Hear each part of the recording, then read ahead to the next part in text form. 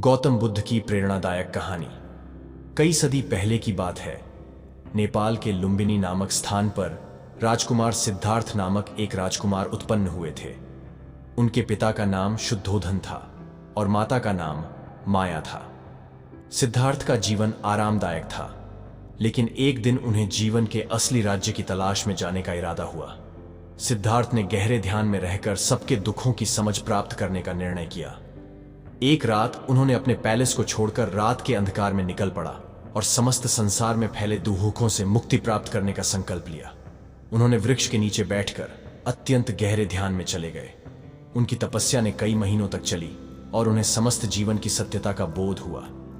एक बौद्ध धरोहर से मिले बिना सिद्धार्थ ने बोधिसत्व बनने का निर्णय किया और उन्होंने बोधिचित्ता की पूर्ति के बाद गौतम बुद्ध बन गए। उनका सीखने का माध्यम 4 महत्वपूर्ण सत्यों पर आधारित था। एक, जीवन में दुख है। बुद्ध ने यह सत्य बताया कि जीवन में दुख है और इसे दूर करने का मार्ग अहिंसा और सहानुभूति में है। 2, दुख का कारण है तृष्णा। बुद्ध ने सिखाया कि तृष्णा या लालच से ही सभी दुखों का कारण है, इसलिए इससे विमुक्त होने के लिए तृष्णा को त्यागना चाहिए। 3, दुख से मुक्ति का मार्ग।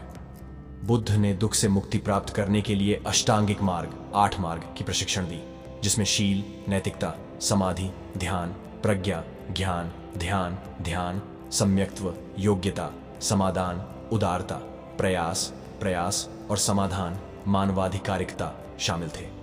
4, मित्रता और करुणा।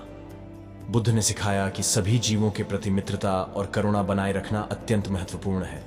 गौतम बुद्ध का यह अनमोल सिख आज भी हमें जीवन में सहारा देता है और दुनिया भर में उनकी उपदेशों को अनुयायी बनाए रखता है।